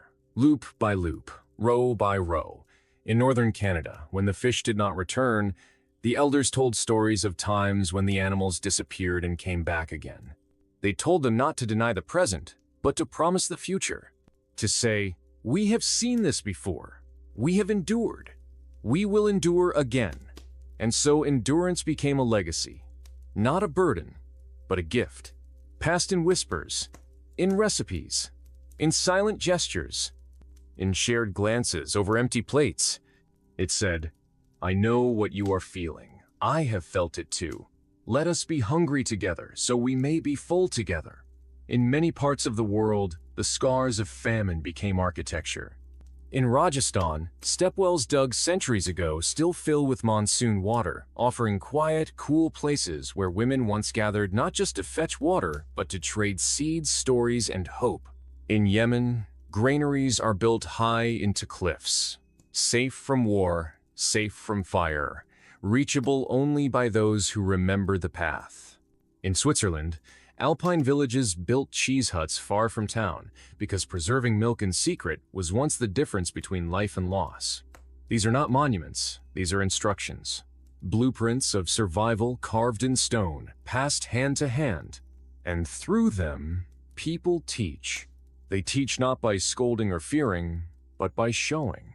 By picking up a bruised apple and making it into something sweet. By saving a bone not for the dog, but for tomorrow's soup. By planting extra, not for profit, but for someone who might need it. Because famine taught them that time itself is a resource, that what you do today echoes in tomorrow's hunger or peace. That small actions are loud in the long run. That care is not soft. It is strategic. And so, in places where famine once walked, people move differently. They do not rush through meals. They do not plan too far ahead without also looking back. They trust the earth, but they do not forget its silences. They love the rain, but they keep barrels for drought. They sing while working, not because the work is easy, but because the song makes it endurable. And in this way, they continue.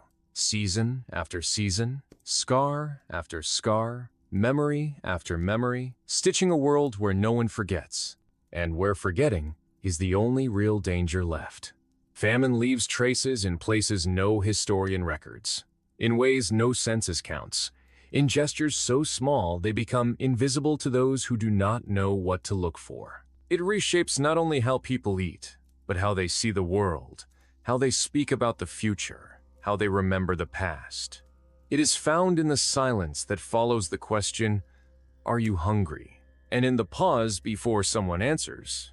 It is found in the way a hand hovers over bread before taking it, in the way someone saves a crust in a pocket without comment, in the way a mother's eyes scan a table not for fullness but for fairness.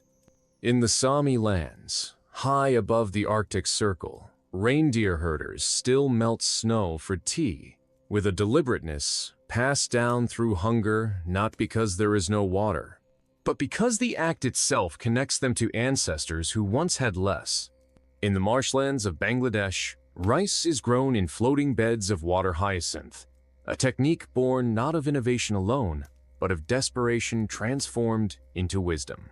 And in Mongolia, fermented mare's milk is still shared in shallow bowls, passed hand to hand, not only as drink, but as memory of when water could not be trusted, and fermentation kept life safe.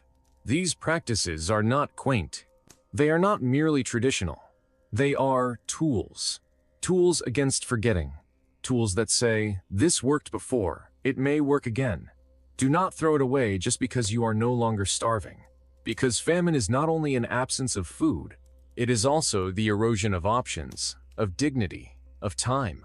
In parts of South Sudan, women still wrap sorghum into tight leaf bundles and bury them under ashes not because they have to, but because someone once did to save their lives. In northern China, cold noodles made from mung beans are slurped in summer heat, but their shape, their texture, their slipperiness is not only for refreshment, it is because they require no oil, no fire, only soaking and patience, the kind you learn when nothing else is available. This kind of food teaches patience, it teaches adaptation, it teaches quiet praise. In Cuba, moros y cristianos, black beans and white rice, are still eaten together not just for balance, but because it was once the most complete meal one could hope for.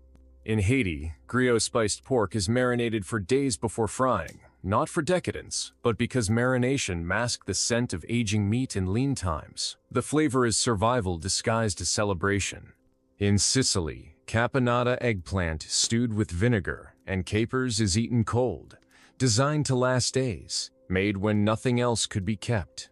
It speaks of sea air, of salt, of careful planning. These are not poor meals, these are proud meals. And in every bite is a lesson. To transform scarcity into art is not to forget hunger, it is to sing above it. Across the globe, famine survivors build networks not of wealth, but of vigilance. They know which neighbor will share. They know which alley holds the plant that grows, even when the soil dies. They know that hunger is not individual, but collective. That one empty stomach makes the others weaker. And so they organize. In slums, soup kitchens begin not with charity, but with memory. In refugee camps, gardens grow not from hope alone, but from muscle memory, the grip of a hoe, the cut of a blade, the burying of compost under thin soil. Even in cities, balconies bloom not from leisure, but from longing for control, for knowing that something will come if you care for it, if you wait. And those who survived famine often become the quiet planners in every family, the ones who pack too many snacks, the ones who freeze leftovers, the ones who say, "Take it, just in case," with a look that is not fear, but knowing. They teach without words. They guide without pride. They preserve not only food, but ways of being that hold the line against chaos. In Andean villages, Chuño freeze-dried potatoes are still made by laying them under open sky, letting frost and sun dry them into stones. Children crush them with their feet, laughing. They don't know the full story, but they learn the steps, and the steps will save them if needed. In rural Japan, pickled plums are placed in rice balls, their sourness strong, their salt sharp, not just for flavor, for preservation, for protection, for memory. And in the Levant, lentils are still stewed with onions and garlic, eaten with flatbread, not because there is nothing else, but because there once was. Once, there was nothing else, and it was enough, and it will be again if it must. These dishes carry no shame, only resilience. They are stories cooked soft. They are lullabies with spice. And they continue. In immigrant homes, the smell of boiling bones, of roasting seeds, of drying fruit is not quaint. It is a armor. In Black American households, greens are simmered for hours, the pot filled with scraps that once fed generations. In Roma camps, hedgehog stew is still remembered, cooked under clay. In fire, the spines burning away, the meat clean and wild. It is not eaten now, but the story is. And stories feed too. Famine survivors know this. They know that hunger lives also in the mind, that fear is a kind of fasting, that forgetting is the first step toward loss. So they tell. And in telling, they teach others to carry the thread, to wind it around a jar of pickles, to tie it around a loaf, to sew it into a blanket for the cold months, to whisper it again and again. You are not helpless. You are not alone. You are not without tools. You are not without time. You are the descendant of those who endured, and they did not endure for you to forget. To survive famine is to become a keeper of invisible knowledge, the kind not written in books but carried in the weight of decisions, in the silence before a meal, in the ways someone touches a grain of rice like it matters more than gold. It is the art of making choices that hurt but save, of learning which plant grows in bad soil, which root can be boiled twice, which day you have to pretend you're not hungry so that someone else can be. This knowledge lives in generations, not in speeches, but in tasks, in the way a grandmother watches the pot, listening to the sound of the boil, in the way a child is taught not to throw away bread, not because it's wrong, but because once there wasn't any. In the Andes, when frost bit hard and potatoes failed, people learned to harvest moss, to grind it with bitter herbs, to mix it with fat and call it soup. They didn't cry about it, they sang. Because singing kept the children from asking questions. Because hunger has a sound, and it must be drowned. In Russia's leanest winters, people baked loaves with sawdust. Not because it fed them, but because it gave the stomach something to do. Because even emptiness can be tricked for a while. In rural India, dried leaves were pounded into flour, stretched into thin rotis, and fed to the smallest first. Always the smallest first, because if the young survived, the line would survive. And in this way, survival becomes math. Not cold math, but sacred math. The counting of calories becomes the counting of days, becomes the counting of chances, becomes the counting of who must eat now and who can wait until tomorrow. This math does not forget faces. It does not forget names. It does not forget the sound of a mother pretending she is full. In wartime Greece, grandmothers stored dried figs in pillowcases, hidden beneath the bed, because that softness was the only hiding place left. In besieged Leningrad, people boiled wallpaper for the paste, because starch is still starch, and when starch is the only thing left, it becomes a meal.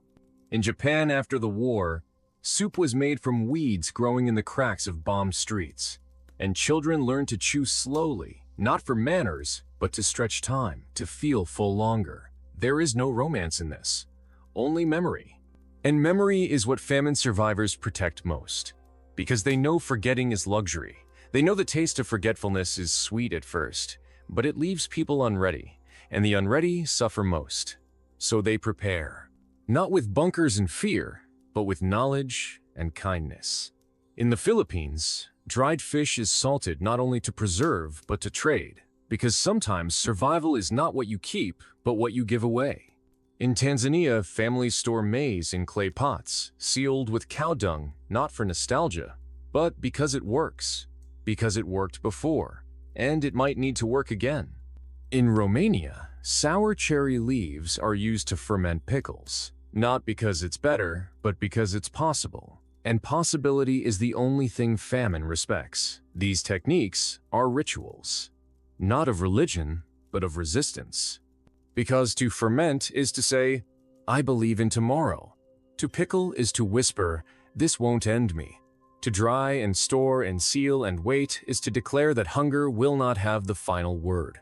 Famine teaches that the body remembers what the mind forgets. That hands know how to twist dough even when the recipe is lost. That tongues can detect poison in unfamiliar roots. that eyes can find wild spinach where others see weeds. In refugee camps in Sudan, people still draw maps in the dust maps of where food once grew, where water once flowed. They teach the children to follow these lines, not because they lead anywhere now, but because they might again. And hope needs a trail to walk on. In Guatemala, tortillas are made not just with corn, but with ashes, mixed from burnt husks, because calcium is needed, and this is how you get it when pills don't exist. In Afghanistan, fat is rendered and stored in cloth, soaked and wrung into pots in winter, a drop at a time, flavor extracted like memory. And in every one of these acts is a lesson that the world, deed changes, but need does not. That hunger has many shapes. That survival is not strength. It is softness. It is knowing when to bend, when to wait, when to break a tradition because the new one might save you.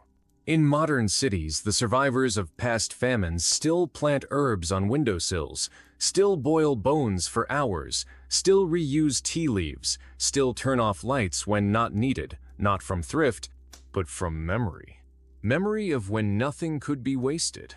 Memory of when waste was a wound. These habits are not eccentric. They are sacred. They are warnings dressed as routines. They are love letters to those who will come next. To say, you don't have to learn this the hard way. Please, learn it now. Watch me cook. Watch me store. Watch me give. Because famine is not only what happens when food runs out. It is what happens when kindness runs out, when knowledge runs out, when preparation is mocked and sharing is shamed. And those who survived know this. They know that in the end, survival is not about what you eat. It is about what you know, what you remember, what you're willing to pass on. When the famine ended, if it ended at all, it did not announce itself with trumpets or parades. There was no banner across the sky, no official word carved into stone that said, "It is over now. You can breathe again." It slipped away slowly, shyly, like a guest who knew they had stayed too long. First came a day when no one went to bed hungry. Then another. Then someone gave a little of what they had, not because they had to, but because they could. Then a garden sprouted with more than one row. Then a child laughed with a full belly and did not ask if there would be breakfast tomorrow. And even then, no one said the word aloud because famine teaches you not to trust endings. It teaches you that hunger hides, that it lingers beneath the floorboards and inside the walls, waiting to return. So people held on to their habits. They still saved bones, still dried herbs, still whispered to the weather, still checked the jars, even when they were full. Because full can turn to empty faster than a storm cloud crosses the sky. And survival was no longer about just having enough. It was about never forgetting how it felt when there wasn't. In Ireland, after the Great Hunger, families passed down stories of black potatoes, of silent fields, of coffin ships, not to curse the land, but to remember, to teach the children that the land is both mother and monster, that it gives and takes with equal cruelty, and that you must love it anyway because it is all you have. In Korea, the phrase "eat well" became a blessing. In Ethiopia, injera shared around a table meant more than food, it meant life. It meant, we are still here. In Cambodia, old women grew rice in small garden patches, not because they needed to, but because they remembered when they did. Their fingers in the soil were an act of memory, a prayer made with calluses, a refusal to let the knowledge die. And around the world, famine left more than scars. It left wisdom. It left rituals. It left songs. It left a way of seeing time that was not about dates or calendars, but about cycles. About knowing that fullness is only safe if it is respected. About knowing that excess is not wealth, it is risk. It is temptation. It is forgetting made solid. So in places where famine had passed, people moved differently. They ate slowly. They shared widely. They taught children to listen to wind, to watch the trees, to feel the soil with bare hands. They built root cellars and smokehouses. They gathered rainwater. They planted what would last, not what would sell. And they watched each other closely, not with suspicion, but with care. because they knew that hunger hides in silence, that it creeps into homes where pride keeps mouths closed, and that the first sign of famine is not an empty field. It is a neighbor who stops asking for help, and so help was given before it was asked, quietly, generously, as if lives depended on it. Because they did. They always did. In Argentina, communities formed cooperativas, not to make profit, but to survive together. In rural China, grandparents taught grandchildren how to make kanji from almost nothing, stirring stories into the pot along with the rice. In Syria, war mixed with famine, and mothers invented lullabies that made hunger sound like sleep. Because if the children believed it, maybe they could rest. And rest is a kind of survival too. Even now, in cities that have never known famine, it's shadow walks. In the way a grandparent hoards sugar packets, in the way a parent says finish your plate without explaining why, in the way someone shops with a list so detailed it reads like scripture. These are not quirks, they are echoes. Echoes of a time when the world narrowed to the size of a bowl, when the most sacred word was enough. And in those echoes lives a warning. That famine is not gone, that it sleeps beneath the noise of convenience, that climate, conflict, greed, and indifference can awaken it at any time. And when it returns, it will not knock. It will walk in like it never left. And only those who remember will be ready.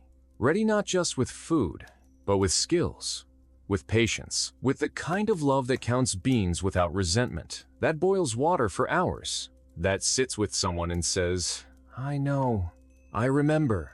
We will share what we have. We will make this last. And so remembering becomes resistance.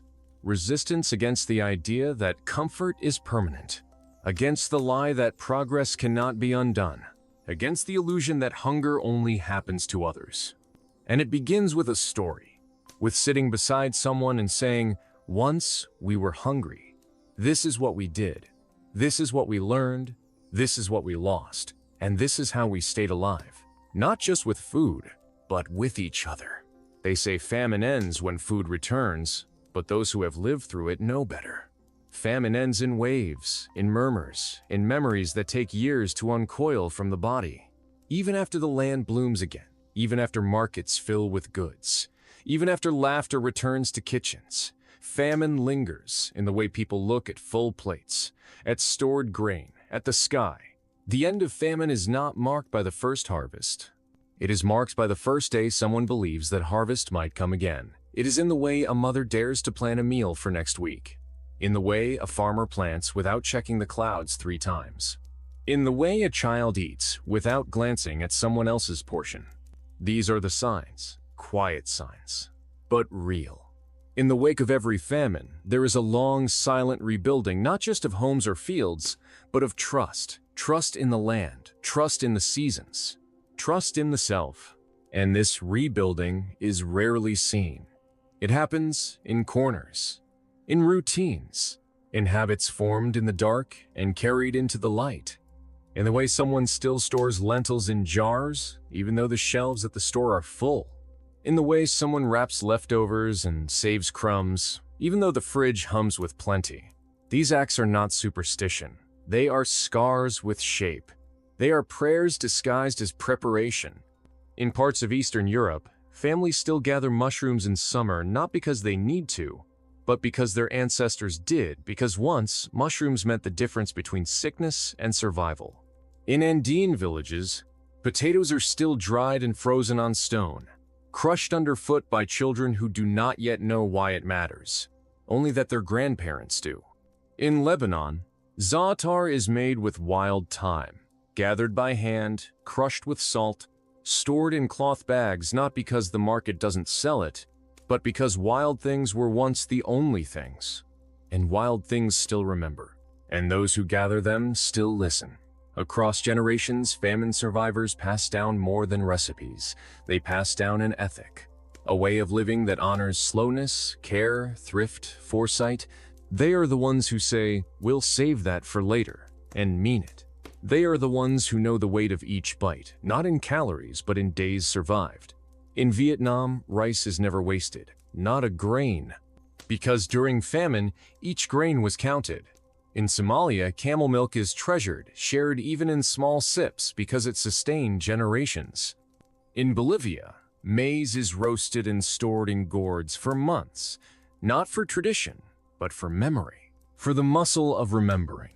And in remembering, there is safety, there is strength, there is the quiet belief that what was survived once can be survived again. If we do not forget, if we do not turn away from the stories that are hard to tell, the stories of boiling bark, of chewing leather, of walking past the dead to find the living, these stories are not for horror, they are for humility. They are to remind us that we are never far from hunger, that abundance is fragile, that kindness, not efficiency, is what keeps people alive. And so the survivors tell their children, and their children tell theirs. And in every family touched by famine, there is someone who still watches the sky too often, who still flinches at waste, who still gives too much, too quickly. These people are not strange. They are guides. They are memory keepers. They are the line between ease and carelessness, between gratitude and forgetting. In Japan, after the war, old women made rice balls smaller not to deny, but tea. Oh, remember. In Ghana, stews are still made with leaves, with bones, with things others throw away, because nothing should be wasted. Nothing. In Argentina, beef is stretched with bread, with grain, with memory of when it wasn't there. And even now, in digital cities and glowing supermarkets, famine's memory walks. It walks in the pantry, in the slow boiling of soup, in the way someone stirs and stares and doesn't speak, because they're remembering, or because someone once did. And if you ask them why, they might say, just in case. Or they might say nothing, just smile. Just pass you the spoon. Just fill your bowl. Because sometimes survival is quiet. Sometimes it doesn't need to be explained. It just needs to be done. Famine ends, not when food returns, but when the fear loosens its grip on the tongue. When the memory becomes a story rather than a reflex. When the body stops flinching at the sight of an empty cupboard, and the mind no longer calculates every meal as if it might be the last. But even then, famine lives on in the little things, in the way someone eyes a pantry before leaving the house, in how they count jars and portion rice, in how they tuck away a slice of bread without thinking. It's not about paranoia. It's about memory written into habit, into movement, into silence. You can trace famine in cultures across the globe, in the spices that preserve, in the methods that stretch a meal, in the recipes born not of abundance, but of the will to endure. In India, khichdi is not just comfort food. It is a memory of subsistence, of lentils and rice combined in perfect proportion, filling enough to stretch across hungry bellies. In Greece, fasolata simple bean soup is a legacy of empty markets and creative survival. In Ethiopia, injera serves not only as food, but as plate, as utensil, as sponge to gather what little sauce may remain. Nothing wasted, nothing taken for granted. These traditions don't glorify hardship, they remember it. They enshrine it. Because the world forgets too fast, and famine always waits for that forgetting. The forgetting is how it begins again. The forgetting is how fields go untended, how food systems grow fragile, how waste becomes fashion. And famine survivors feel it in their bones, in the quiet dread that comes with good harvests and full fridges. Because they know comfort is not a promise, it is a pattern, one that can break. So they continue to teach in whispers, in meals, in routines. They plant even when there is enough. They dry and salt and pickle even when the shelves are full. They remind their children, gently, why the bones go into broth, why the stale bread becomes pudding, why the last spoonful of rice is scraped from the pot. And children ask why, and the elders say, because once there was nothing. And that answer is enough, because behind it is a world of memory. In Peru, people still cultivate quinoa at high altitudes, not only for nutrition, but because it grows where little else does. In Inuit communities, Seal meat and fish are frozen into caches, shared communally, consumed with gratitude for what the land gave, and fear of what it might withhold. In the Sahel, millet is pounded into flour, slow and steady. Each stroke an echo of centuries when drought stalked the villages. The rhythm is ancient. The rhythm says, "We are still here." In Cuba, every scrap of meat is used, every peel boiled, every stem pickled. Not because it must be, but because it once had to be. And that knowledge remains, not as shame, but as strength. And even in places where famine never came, people are beginning to listen. Climate change, war, inequality, these are not new. They are familiar shapes. And those who survived past famines recognize the outlines. They are the ones building rooftop gardens, canning vegetables, organizing neighborhood kitchens. They are the ones who say, "Not again, not this time. Let us be ready." And readiness looks like many things. It looks like a shelf of lentils. It looks like a compost pile. It looks like a child learning how to plant a seed. It looks like an old woman teaching how to sew a sack that will hold grain through the winter. It looks like people gathering not in fear, but in foresight. Not in scarcity, but in stewardship. Because famine is never just about food. It's about systems, about power, about who has what and who decides. And those who survived it understand the difference between charity and solidarity. They understand that no one eats alone, that someone else always grew it, harvested it, carried it, cooked it. Famine teaches humility, it teaches respect. It teaches that eating is not consumption, it is communion. And that lesson is what lingers longest. Not the emptiness, but the connection. The knowledge that we survive not because we hoard, but because we share. That we endure not by escaping others, but by holding them close. That every meal is a history, and every shared table is a promise.